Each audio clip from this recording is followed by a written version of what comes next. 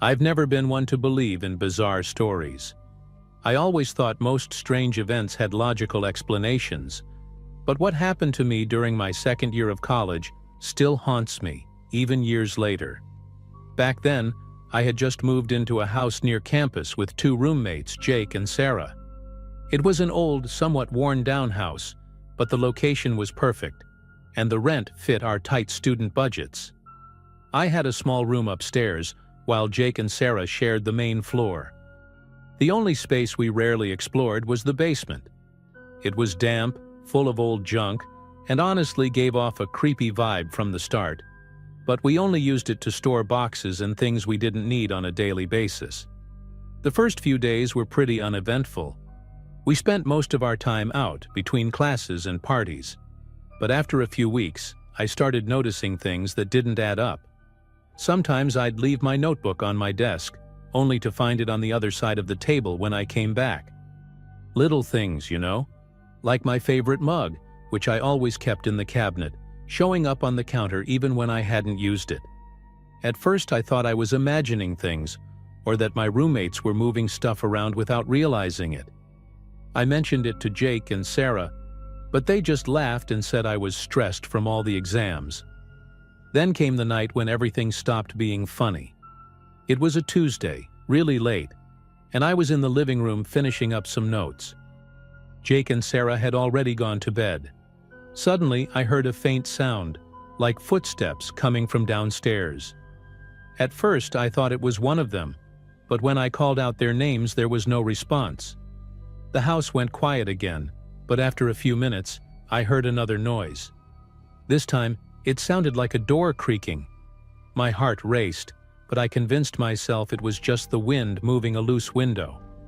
Deep down, though, I knew that wasn't the case. Over the next few days, I started noticing more strange things.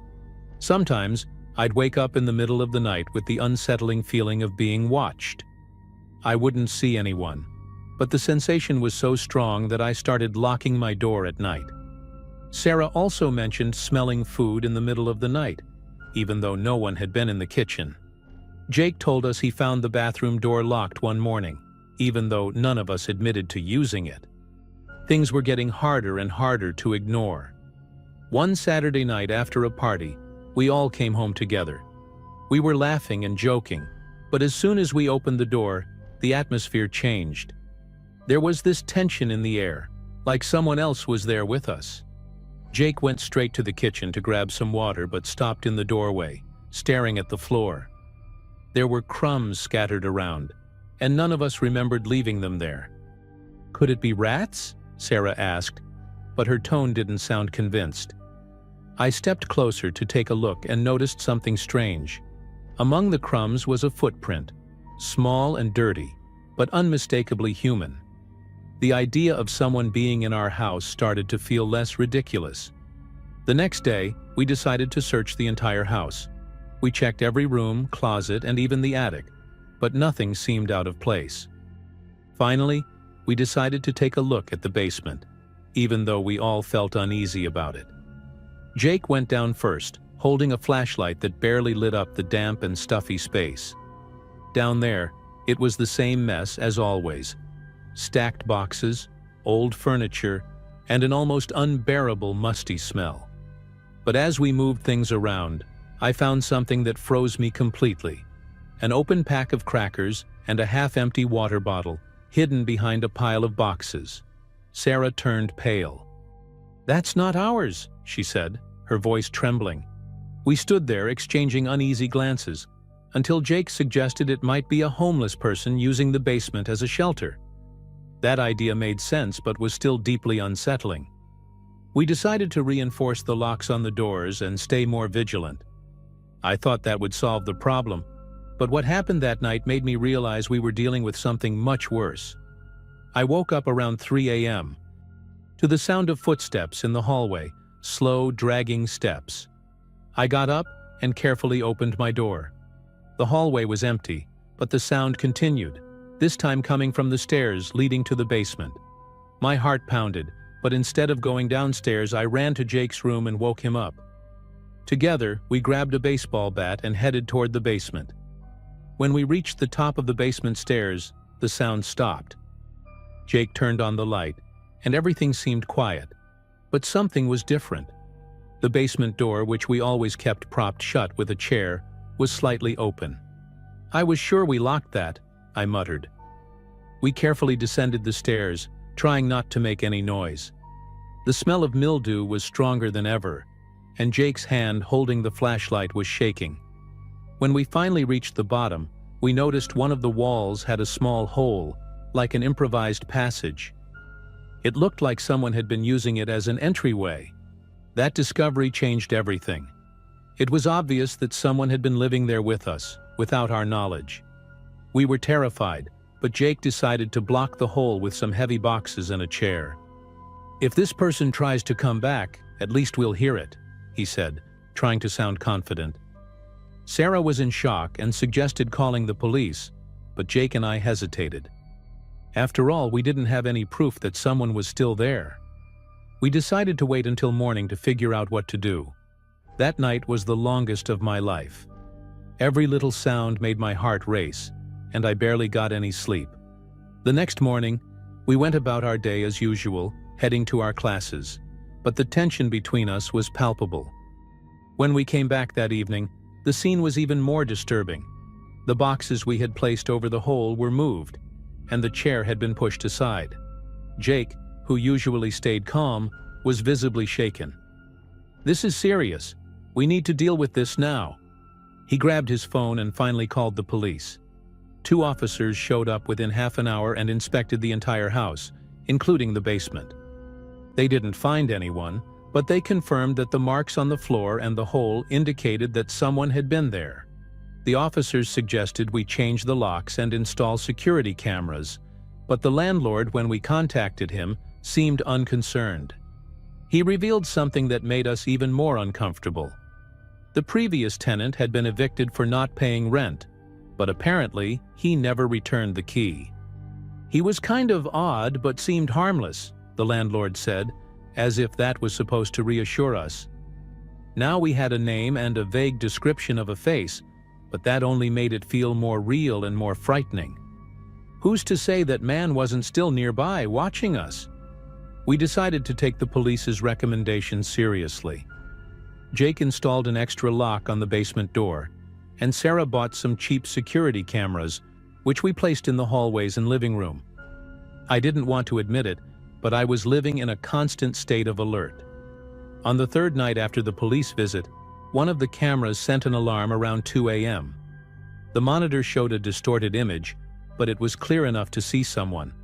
A skinny figure, with dirty clothes and messy hair, standing in the hallway near the basement. We ran outside and called the police again. This time they took it seriously and arrived armed.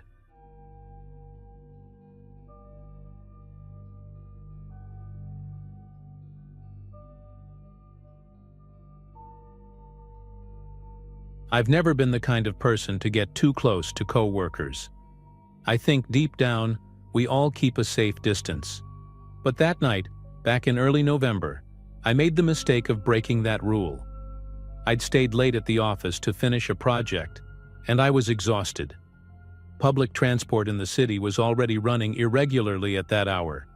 That's when Mike, a new guy at work, offered me a ride home. He'd been with the company for about 3 months. A friendly enough guy, but kind of reserved.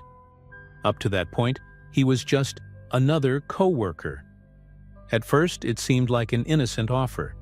He had this old, beat-up blue sedan, but I was so tired I didn't care. I got in and thanked him for the ride. He asked where I lived, and I gave him the address. It wasn't far, about a 15-minute drive. The conversation started out normal. We talked about work, our annoying boss, the usual stuff. But as the streets grew emptier, the conversation took a strange turn. He began sharing personal stories, things that were surprisingly heavy, to be honest. Stuff about his childhood that no one would casually bring up.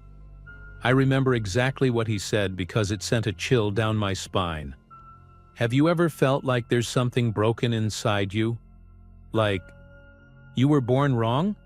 I didn't know how to respond, so I just muttered, We all have our bad days, right? But he laughed, a dry, uncomfortable laugh, and mumbled something like, "Yeah, but sometimes I wonder if one day it'll all just explode." After that, he went silent for a few seconds, just staring ahead. I should have asked him to let me out right then and there, but who does that? We always think we're overreacting.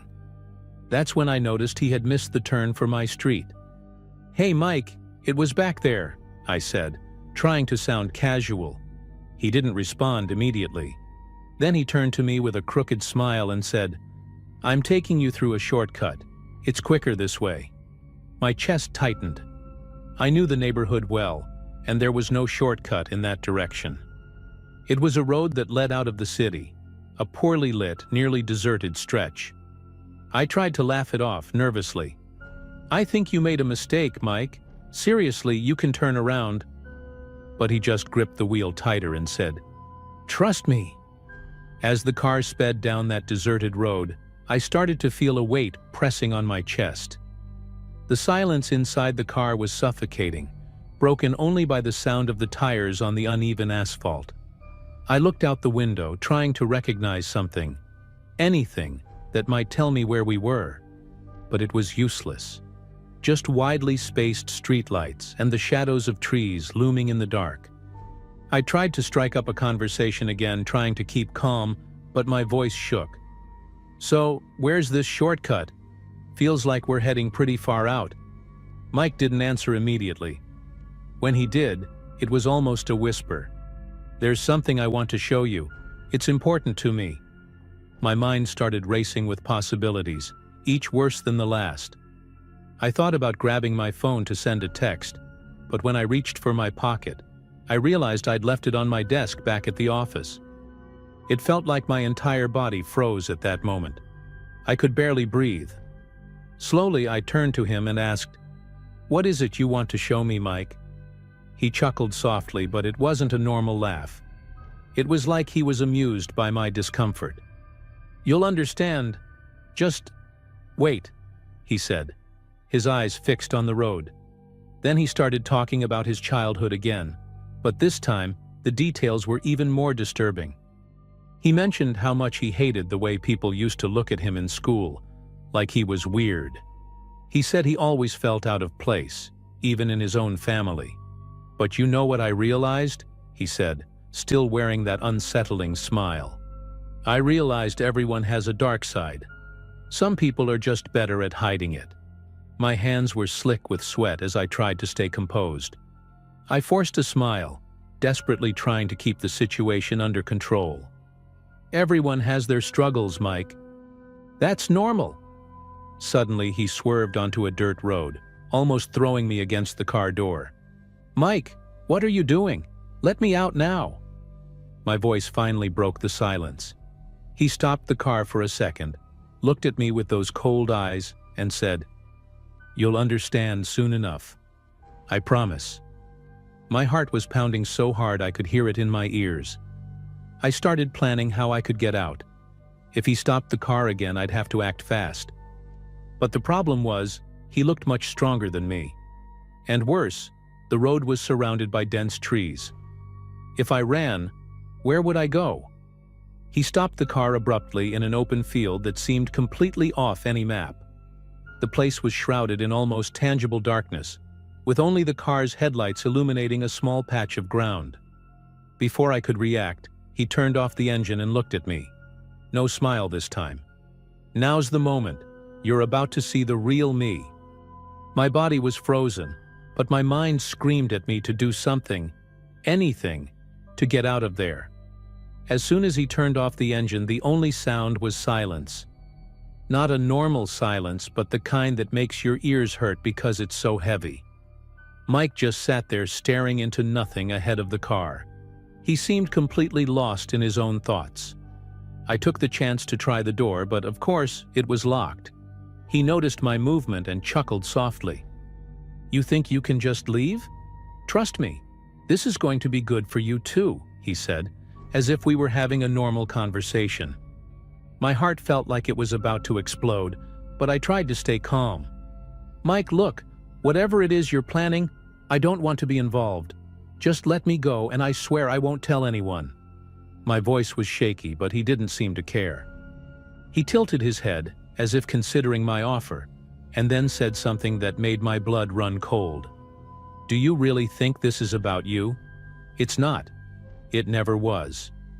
He opened the car door, got out, and started walking toward the front of the vehicle, disappearing almost entirely into the darkness. I knew that was my chance. As soon as he stepped out, I threw myself over the driver's seat, frantically searching for the button to unlock the doors. My hands were shaking so badly that it took me a few seconds to find it. But the moment I heard the click, I pulled the handle and bolted out of the car. I ran as fast as I could without looking back. My feet pounded against the loose dirt road, and I could feel the air burning in my lungs. The road seemed like a never-ending stretch of black, but I kept running. That's when I heard his footsteps. Heavy, fast, closing in behind me. He wasn't shouting, but the sound of him running was unmistakable. Somehow he caught up with me in seconds. I felt his hand clamp down on my arm with incredible force, yanking me backward. I hit the ground hard, the rough dirt scraping my arms and legs. "Why are you running?" he asked, his voice eerily calm, like I was the one overreacting. Before I could answer, he started dragging me back toward the car effortlessly. I struggled as much as I could, but he was far stronger than me. "You need to see this. You can't leave now," he said. That's when I saw something in his eyes. It wasn't anger or frustration. It was emptiness, like he was completely detached from any human emotion. I knew that if I didn't do something at that moment, things would end very badly for me. As he dragged me back to the car, my entire body seemed to shift into survival mode. The pain in my arm where he gripped me was unbearable, but my instinct was screaming at me not to give up. I scanned the area desperately for anything that could help, and that's when I saw it. A large rock, partially buried in the dirt. Without thinking, I jerked forward suddenly, reaching out and grabbing the rock. In one quick, clumsy motion, I turned my body and struck him on the side of the head with all the strength I had. Mike screamed, stumbling backward and letting go of my arm. It was the opening I needed. I ran like I'd never run before, not looking back. My feet slipped on the loose dirt, and I could feel every muscle in my legs burning, but adrenaline pushed me forward. The road felt like a mirage in the distance, but I kept moving, focusing only on putting as much distance as possible between us. His footsteps grew fainter, and for a moment I started to believe I could get away. Almost. Then I heard the car engine start behind me. The sound froze me in place.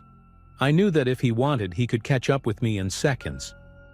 I started screaming for help, even though I knew no one would be on that deserted road at this hour.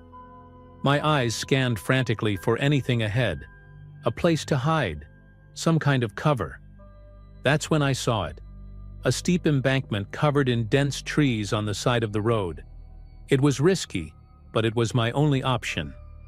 Without hesitation, I leapt into the brush, branches scratching my skin as I tumbled onto the damp ground. I hid there, trying to control my breathing. The car's headlights swept across the trees, illuminating everything in a cold, cutting glow. The car slowed down, and I heard the door open.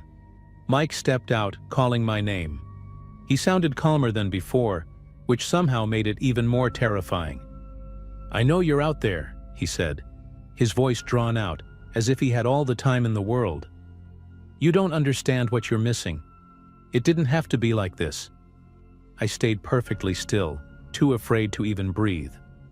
I could hear his footsteps approaching the embankment.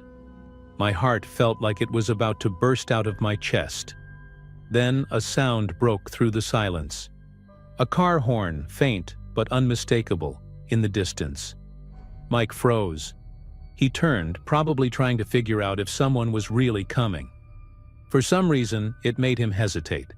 Slowly, he walked back to his car, got in, and sped off down the road. I waited a few minutes before crawling out of my hiding spot. My entire body was trembling, and my legs felt like they could give out at any second.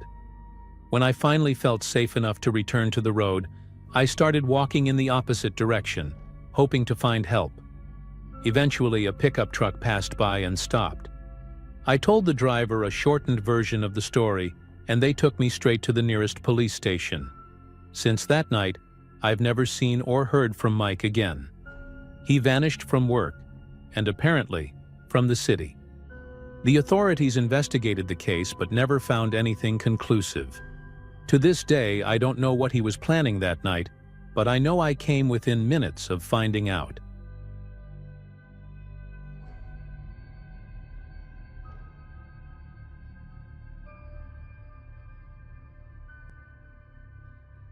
I've always been a creature of habit, you know? The kind of person who takes the same route every day, at the same time, without fail. I work as a data analyst at a company downtown, so my day starts early and ends around 6 p.m. I always catch the 6:20 train from Central Station, and I even know the exact sound of the conductor's whistle signaling boarding time. It was just a normal Wednesday. Nothing special. The weather was a bit chilly, and the sky had that grayish tint of late afternoon. I was standing on platform 4 with my headphones on, listening to some random playlist while waiting for the train. The station was oddly quiet for that time of day, which I found strange but didn't dwell on it. As I stared at the tracks, I noticed someone approaching from my right. It was a man. He looked to be in his early 40s, wearing a slightly wrinkled blazer, a loose tie, and had a face that seemed familiar, but not in a comforting way. He smiled warmly and said something like, "Long day, huh?" I took out one of my earbuds and nodded politely, not wanting to seem rude but also not eager to chat. He didn't take the hint, though. "Do you always take the train at this time?" he asked. I found the question a bit random but answered with a simple, "Yeah." At that point, he just seemed like a regular guy trying to make small talk. The conversation started innocently enough. He mentioned the weather, asked if I worked nearby, and complained about how the trains were always running late. Nothing unusual. But then his questions started to shift. "You live alone, right?" he asked suddenly, like it was the most natural thing in the world. That made me stop in my tracks. How could he know that? I let out an awkward laugh and lied, saying I lived with roommates. He didn't look convinced but kept smiling. "Oh, got it. Your window has a great view of the park, doesn't it?" That's when my stomach dropped. I do live across from a park, but I've never mentioned that to anyone at the station. Narrowing my eyes, I asked, "Do we know each other?" He laughed like I'd just told a joke. "You don't recognize me?" That's when the unease settled in fully. I glanced around, hoping to see more people nearby, but the platform was nearly empty. Just a few other passengers scattered in the distance, absorbed in their own worlds. The man kept smiling, but now his grin felt more like a mask than an expression. "Maybe we've crossed paths before, but don't worry, I know you well," he said, and my mind began racing. My heartbeat quickened, and a chill ran down my spine. This wasn't just weird, it was wrong. I tried to keep calm, but my mind was spinning. How could he know such specific things about me? I looked around again, hoping the train would arrive soon, but the digital board showed a 5-minute delay. "I'm not sure I understand," I said, trying to sound casual, but my voice came out shakier than I intended. He tilted his head slightly like he was studying me. "Oh, you'll remember, in time," he replied, and this time there was something in his tone that made me want to run. It was as if he was enjoying the situation, but in a twisted, unsettling way. I decided to move further down the platform. I walked slowly toward the other end, but he followed me, keeping the same distance, almost like it was a game to him. "You always get that latte with no sugar at the little stand up front. The barista probably knows your name by now, don't you think?" he said, chuckling lightly. My stomach churned. He was right. I did always order the same thing. But how could he know that? It was such a trivial detail, but in that context, it was terrifying. My instincts were screaming at me to get out of there, but my legs felt heavy, as if fear had rooted me to the spot. "Who are you?" I asked, this time trying to sound firmer, but it didn't help. He didn't answer right away. Instead, he just stared at me, like he was deciding how much to reveal. "I'm just someone who pays attention," he finally said, and the simplicity of the phrase hit me like a punch to the gut. "Pays attention to what?" I pressed, trying not to let the growing panic show. He smiled again, that same frozen smile that seemed more like a reflex than a genuine expression. "Interesting people," he said, as if that explained everything. My mind was spinning. Had he been following me for weeks, months? Or was he just some lunatic with lucky guesses? While I tried to piece everything together, the board announced that the train was arriving.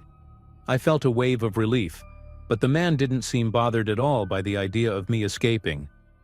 "Well, it was nice meeting you today," he said casually. "We'll see each other again. Soon."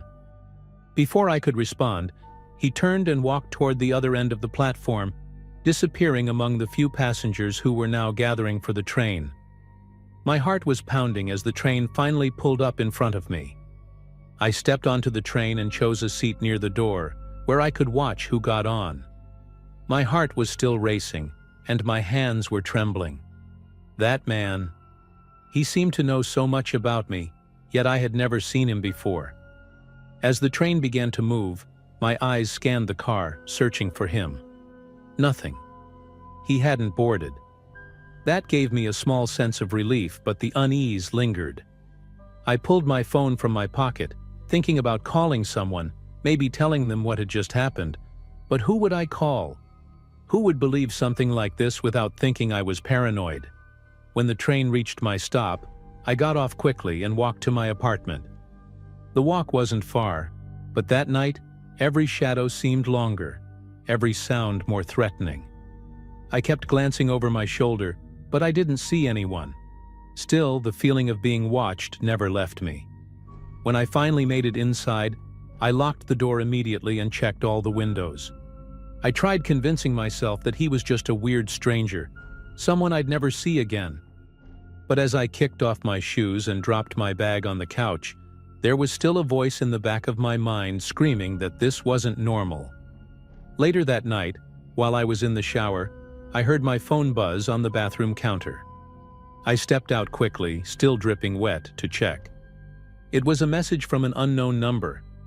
"Did you get home safe?" it read. My blood ran cold. I stared at the screen, trying to process what I was seeing. How did he know my number? How did he know I'd made it home? My breathing quickened, and the thought that he might have followed me the entire way back made me freeze. I deleted the message immediately, but the fear had already taken hold. Suddenly, the apartment where I'd always felt safe now felt foreign, like it wasn't mine anymore. That night I barely slept. Every little noise made me jump. I kept replaying everything in my head, wondering how he knew so much about me. How long had he been following me? Why me? I couldn't find any answers, only more questions. When I finally dozed off, I dreamed that he was standing outside my window, staring at me with that frozen smile. I woke up in a panic and decided I couldn't just let this go. The next morning, I went to the police station and told them everything that had happened. As I feared, the officer shrugged and said there wasn't much they could do without concrete evidence. I left feeling more helpless than ever. After that morning at the police station, I decided to change my routine. I started taking the train at different times and alternating the paths I took home, trying to avoid any patterns he might have been tracking. For a few days it worked. I didn't receive any more strange messages, and no one seemed to be following me. But the feeling of being watched never fully went away. I kept looking over my shoulder and avoided places that were too empty. Every person who made eye contact with me on the street felt suspicious. I knew I couldn't live like this forever, but I couldn't relax either. Everything changed again about a week later. I came home after work and found something strange at my door. It was a plain white envelope with no return address. My name was written on it in handwriting I didn't recognize, and inside was a single sheet of paper. "You're really interesting," the note read, followed by a photo of me taken at the train station. I was sitting on the bench at the platform, looking at my phone, on the very day I met that man. My heart almost stopped. He was still watching me, and now it felt like he was warning me that I'd never be out of his reach. After that, I decided to leave my apartment and stay with a friend for a while. I explained the situation to him, leaving out some details so I wouldn't sound completely paranoid. He agreed to let me crash at his place for a few days, but the anxiety didn't leave me. During that time, I contacted my building manager and asked to break my lease. Within a week, I managed to move to another neighborhood, a busier area where I hoped it would be harder for him to find me. I didn't tell anyone where I was going, not even my coworkers. Now, months later, things seem to have settled down. I haven't received any more messages or found any mysterious envelopes. Even so, I can't feel completely safe. Every time I'm out in public, I stay alert for familiar faces or unusual movements.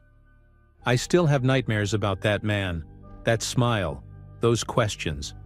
I never learned who he was, or how he knew so much about me. Maybe I never will. But if there's one thing I've learned from all of this, it's that the feeling of being watched can turn even the most ordinary places into scenes from a nightmare. And no matter how much I try to move on, part of me is always waiting for the next time we meet.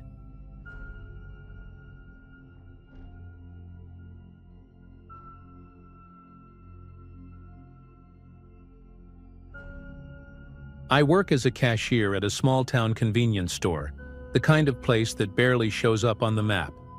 It's one of those towns where everyone knows everyone, and any little change in the routine becomes the talk of the week. My shift was usually in the afternoon and evening, and I got to know all the regulars who came in at the same time every day. One of them was Mike. He was a homeless man who lived around town, always wearing the same worn-out jacket and carrying a tired but polite demeanor. Despite everything, he always greeted me with a "good evening" before asking for something simple, like a coffee or a cheap pack of crackers. He'd always pay in coins without fail. It was like a ritual. I paid more attention to Mike than I did to most customers. Not because he was homeless, but because he had this peculiar habit of disappearing for weeks at a time and then reappearing as if nothing had happened. That wasn't too unusual for someone in his situation, but there was something about it that I couldn't quite put my finger on.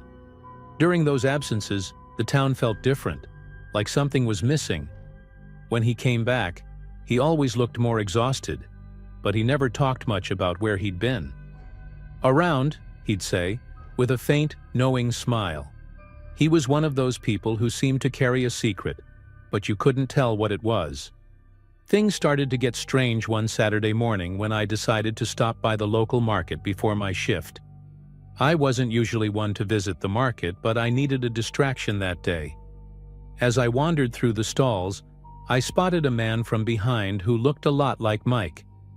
I laughed to myself, thinking how everything seemed to remind me of him. But when I got closer, my smile disappeared. It was Mike, or at least someone who looked just like him. But this time, he was wearing a crisp button-down shirt, tailored slacks, and shiny leather shoes.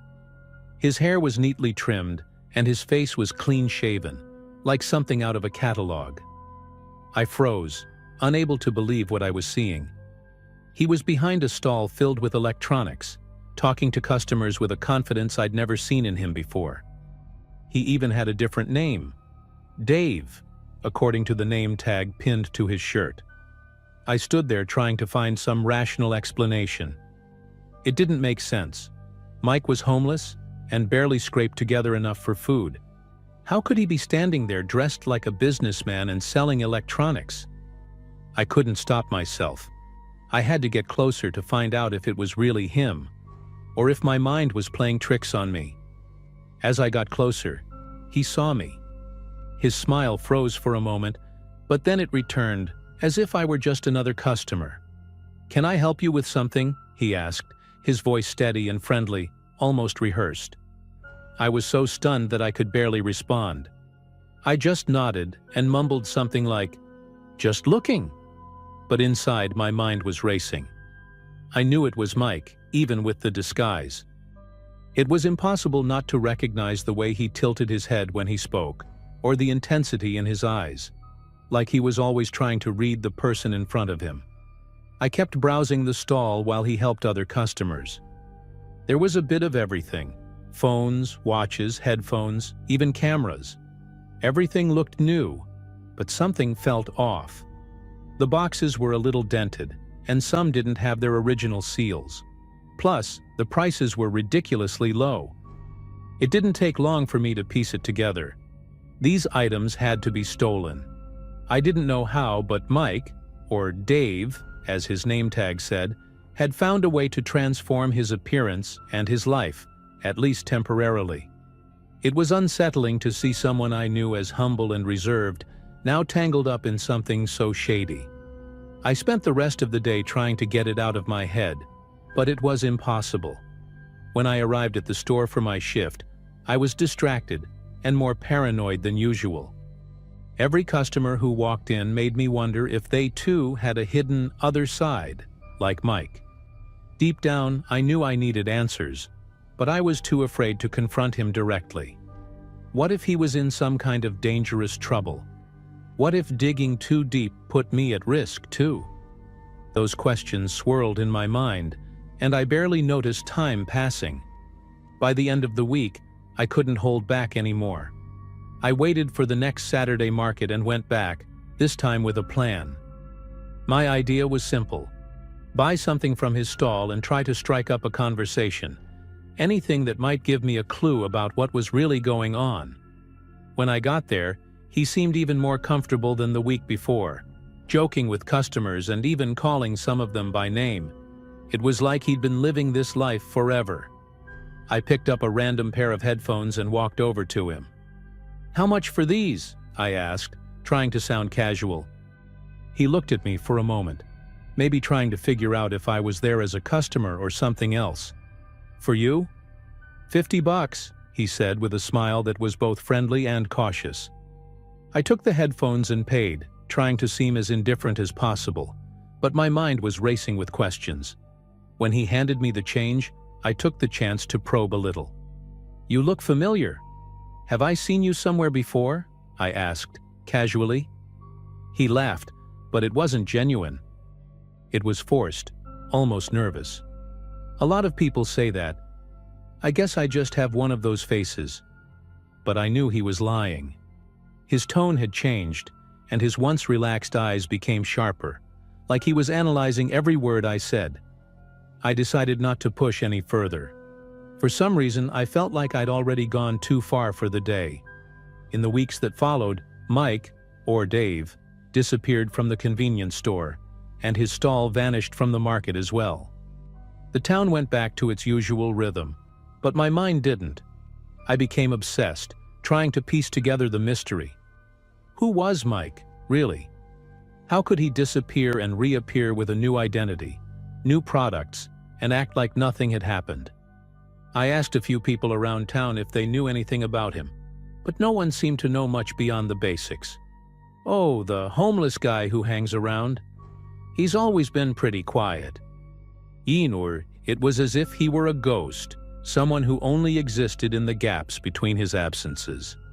Months later, while stocking shelves at the store, I overheard two customers talking. They were chatting about a weird guy who'd been arrested in another town for selling stolen electronics. When they mentioned the name Dave, my stomach dropped. I pretended not to listen, but my heart was racing. The pieces were falling into place. Mike, or Dave, wasn't just a homeless man trying to get by. He was someone living a double life, someone who could vanish and reinvent himself whenever he needed to. The mystery only deepened, and I knew I'd never get all the answers. The most unsettling part was that, even knowing what he was capable of, I couldn't shake the feeling that he wasn't a bad person. Just someone trapped in a reality I'd never fully understand. To this day, I still think about him. Sometimes, when I pass someone on the street who seems familiar, my heart skips a beat, wondering if it's him again, with a new name and a new appearance. Maybe I'll never see him again, but that experience changed how I see people. Everyone has secrets, but some are deeper and darker than others. I'll never know who the real Mike was, but one thing is certain. He made me realize that sometimes the scariest thing isn't what we see, it's what we can't understand.